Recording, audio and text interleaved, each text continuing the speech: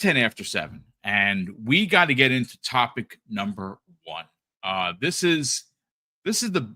I mean, we all kind of knew that there was something special about Clair Obscur Expedition 33 from all of the preview videos that we saw. Right? It was turn-based.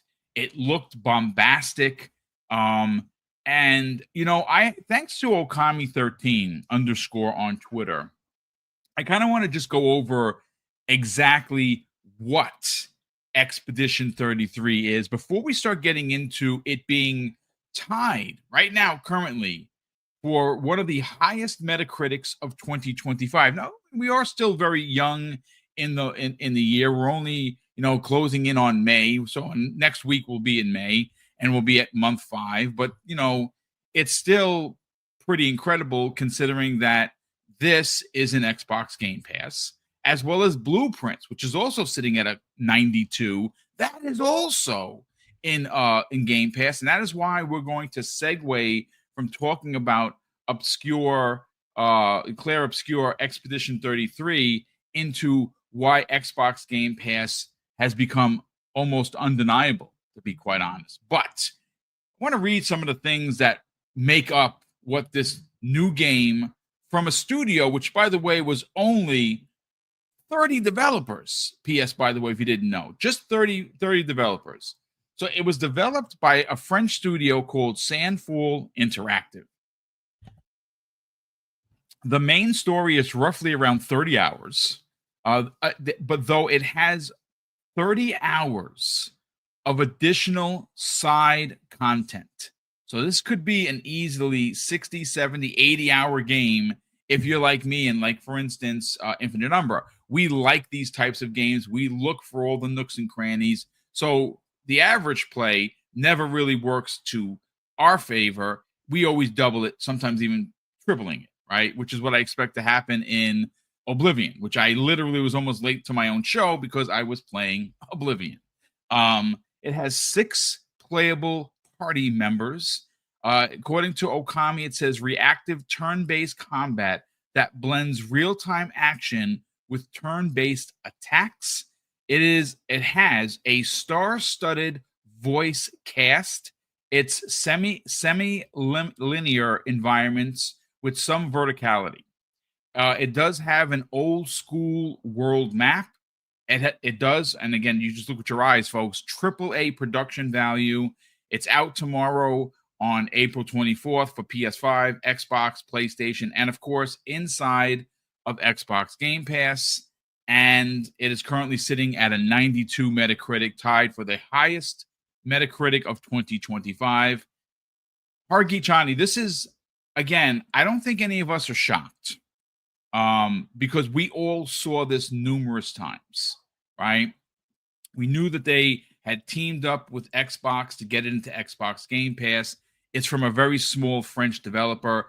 And again, I did not know the team was this small. It's 30 people, ladies and gentlemen, what you're seeing on your screen.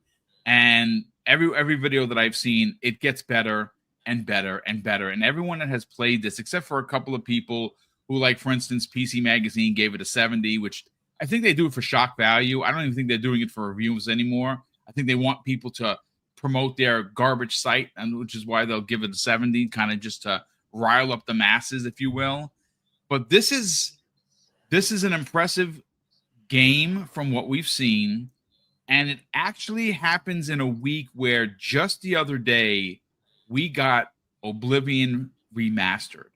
And wow, talk about a week for RPGs. And, there were some people in the community that were a bit vexed, if you will, at Microsoft for putting out Oblivion remastered right before, this game, Expedition 33. But it does not seem like that's going to matter. Word of mouth is going to sell this game. I personally, like Everborn Saga, bought the game. Like, I bought the digital deluxe edition because I want to support the developer. They're a small team. Yes, I know they got a bag from Microsoft. That's great. But when games are this special, I want to get more personal, and I just buy the game, which is what I did. And I'm not sorry that I did. I cannot wait to play this. I'm going to have to figure out a way to play Oblivion and this at the same time. I don't know if it's feasible because that's a lot, but I'm very excited for this game. I'm very excited for the team.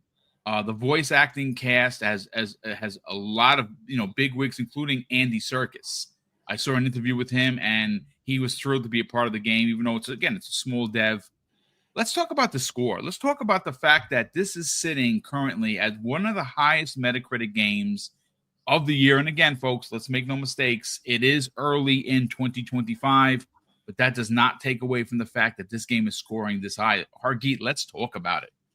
Are you supposed to be showing something other than COD? Oh, no.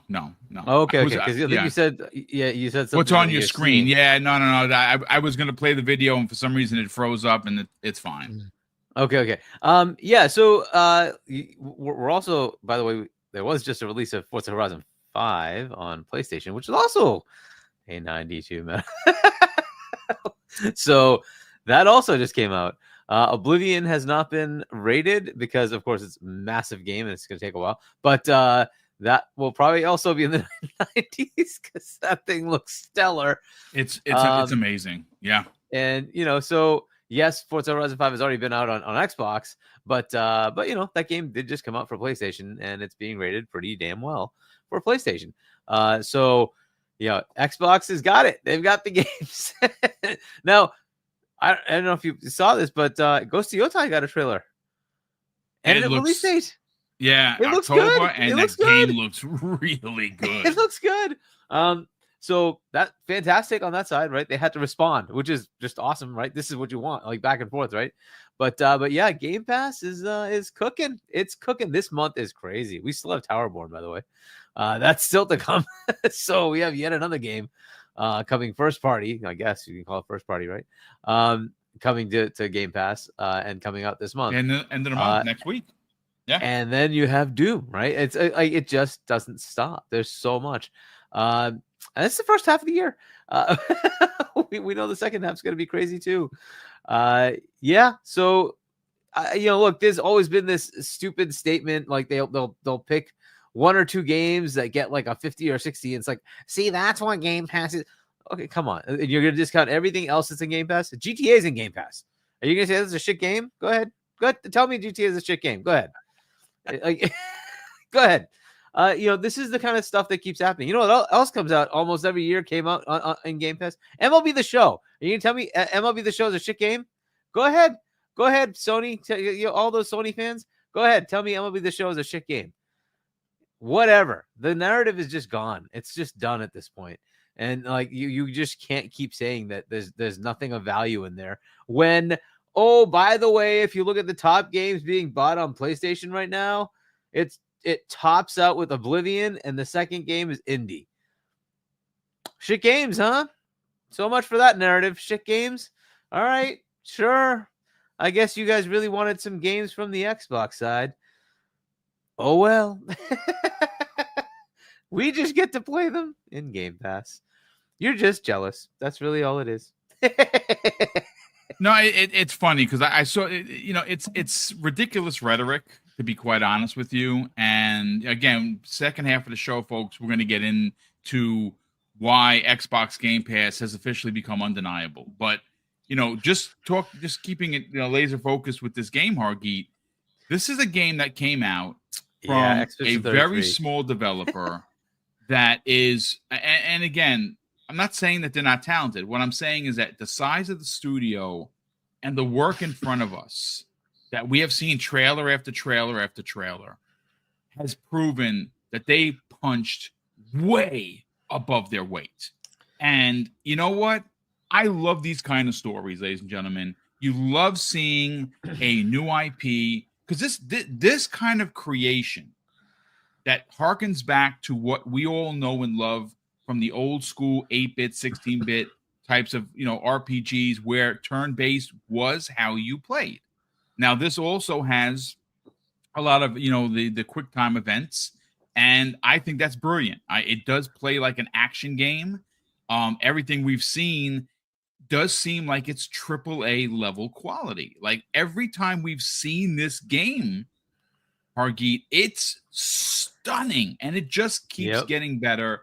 And again, and it has high quality voice acting, right? So Yes. it is a pretty cool game. This is where we're seeing some of these things. Like, I don't want to say every indie is going to be at this level, Of obviously course not, not. right? Yeah.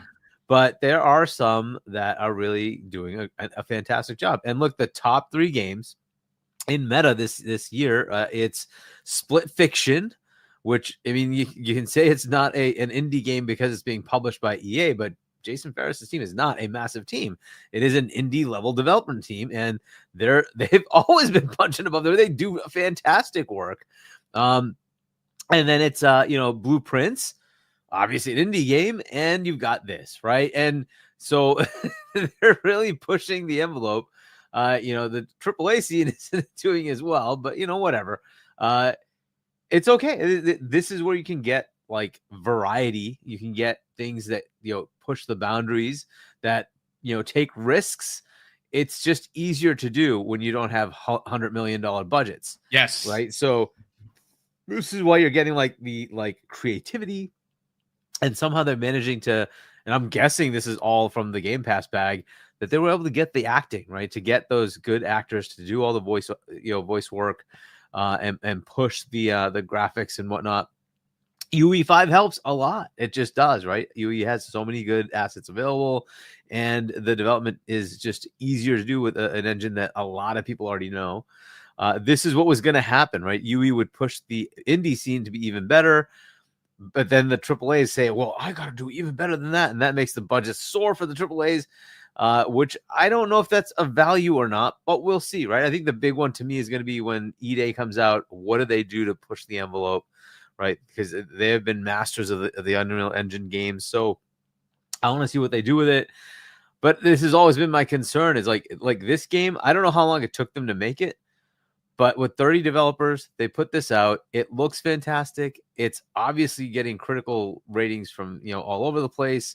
It's great, and we'll see how well it does financially. But look, they already kind of got their money, thank God, because of Game Pass.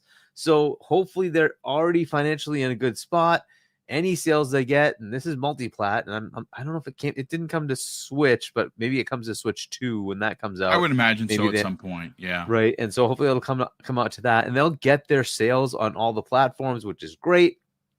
And then we'll see, how well it does. Yes, there's a potential for overshadowing with Oblivion, which is, by the way, also just skyrocketing. So that was, I mean, yesterday it had almost 200,000 people playing on just Steam, on Steam concurrent. That was just Steam. Top seller on PlayStation Store. Don't know yet. I haven't looked on the Xbox side, but I mean, it's on Game Pass, right? So, but yeah, so it's already like skyrocketing. This is just like the time. Like April has been crazy for Xbox, right? Especially also with Game Pass. But yeah, and this is just gonna keep happening. Like, we're gonna continue to keep seeing this over and over from Xbox.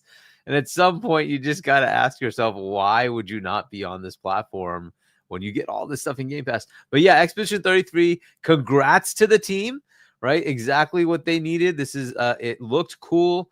It sort of pushed the boundaries in certain ways. It always looked compelling, and we're like, okay, well, even though like I'm not a turn-based fan, I'm like, this looks like it's going to be something special. I want to try it and see what it's like. It's obviously working, right? And so we'll have to try it. It may still not be for me, but for me, it's in Game Pass. I'm going to just download it and play it, right? So give it a chance, see what it does. So it's a good deal. I hope it does really well for them, and they can continue to make more games, right? And the studio can keep expanding. But yeah, it's a big hit, big success. Awesome. Congrats to the team that put this together, 30 people. And I hope it didn't take many, many, many years, because that's what I'd rather see. I'd rather see games take like 2 to 3 years, 4 years, and lower amount of people, lower budget, try to push the boundaries, do something like this. This is much more in tune with what we used to have back in like the 360 era, which I think was the pinnacle of gaming, when we just had game after game after game after game after game. And they were all like, there was a whole slew of massive new IPs, new franchises, awesome games that just kept coming and just kept coming. It was great, right? And I hope we get more things like that. Yeah. I think I might be able to answer your timing question because cheap plug. I was lucky enough to get behind closed doors at Gamescom for this Nice, very nice, game. nice. Nice. Awesome. Yes. And I saw this last year, and because the plug won't be complete without the article, I'll put in the chat my preview event, which tells you that it was made by 30 people, and those 30 Nice. people spent 2 years with like 4 or 5 people in their garage doing this thing. Wow. What Nice. a story. Yeah. That's And what I like to hear, right? The 'Cause whole that's what I dev cycle want. is 5 years. Okay, so it took it 5 years. All right, Yeah. all right, all right. And that's probably because they have to And do the voice overs and all that stuff. and to answer your question about the voice acting and stuff, it was their publisher that once they saw what they had, the publisher pushed and helped them get the Charlie Nice, Cox and I nice. love the it. Andy That's, what a Serkis. story. Nice. So when I actually saw him behind closed doors, they hadn't gotten Andy Serkis and Charlie Cox yet. They were still literally voice overing with their own dev team. Yeah. And then they got And even this is awesome. That's right. awesome. Even the protagonist's face now looks kind of like Charlie Cox, right? Yeah, it does. When I first saw Yes. it, it didn't look like him. It looked like the lead developer, who also kind of looks like Charlie Cox. They have this cool French thing going on with the hair and the quad. It was a whole thing. That's great. He's a funny guy. It was awesome. Those guys are awesome. Ben Starr is the protagonist. But when I initially saw it, it wasn't Ben Starr. It was the lead developer who they had his face likeness and everything else. That's hilarious. Like it is an awesome like grassroots story of just a team. And I hate to say this because freaking Umbra is gonna be all happy, but this is Unreal Engine 5 really doing some things. Holy crap! It is like that is one thing that you could tell day one, even a year ago. It looked wildly good looking, like excellent. It is excellent. Yeah, we're gonna get your thoughts in a second, though. I'm a bit perplexed by Ray Cheese comment here. He says we pay more for expensive hardware to be able to run cheap indie games. I'm not sure if you're on the same page as us, and we're talking about Expedition 33. I don't think anything's cheap about that. Maybe I misread it or something, because you posted it at 7:23. We started kind of talking about this a little bit before. I don't think there's anything cheap about this game, dude. I mean, maybe it's not your type of game. Okay, that's fair, but paying what kind of hardware? Are we talking PC? Because that's on you. If you're buying expensive parts, that's a you problem. That's not a we problem. I don't buy PC parts. I buy consoles. But listen, your opinion, brother. I think it's skewed. Yeah, a bit, he's talking about. He says UE5, right? So I meant about indies using UE5. UE5, you need a powerful PC. Yeah. Yeah, UE5 is a little unoptimized. It still needs some work. Fair enough, but it looks not stunning. as much now as it used to be, though. Yeah, it's getting come a long better. way. You get 60 FPS, right? It's not Yeah. it's not terrible. Yeah, it still might have problems doing an open world thing, and so far I've had no problems with Oblivion, so we'll see. But again, Ray Chi, welcome to the program, brother. But you got to be more specific, because when you see comments like that, it's a little sus. But I get the misunderstanding. He said sus. I appreciate I did. that. I'm an old man trying to be cool. It's fine. That's good. K Asante, let's talk about this, because again.